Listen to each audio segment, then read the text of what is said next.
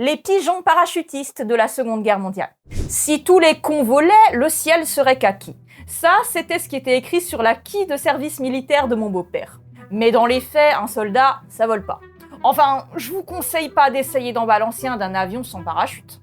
Mais de là à mettre des parachutes aux pigeons, à partir de 1941, les Britanniques ont mis en place l'opération Columba, nom de code du Confidential Pigeon Service, afin de récupérer des informations auprès des réseaux de résistance français. Les pigeons étaient largués par avion au-dessus de la France occupée, tout emmaillotés dans un genre de petit gilet prévu à cet effet, voire dans des boîtes au bout de leurs petits parachutes.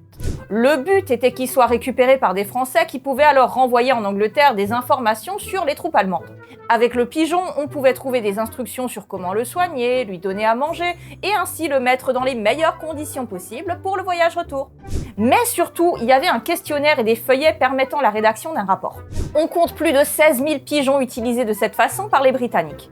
Afin d'authentifier le pigeon en quelque sorte, au colis était joint un journal anglais. Bah oui, faudrait pas que ces infos arrivent aux mauvaises personnes.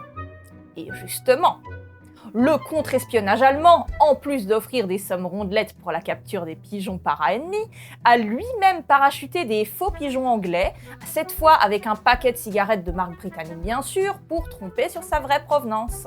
Et dans le petit questionnaire joint, il était demandé de faire connaître à Londres les noms des vrais patriotes du secteur. Un bon moyen pour eux de démanteler la résistance locale. Mais le mot a vite circulé qu'il valait mieux fumer les cigarettes et manger le pigeon que de renvoyer ceux-là. Vous voulez plus de vidéos? Abonnez-vous à la chaîne.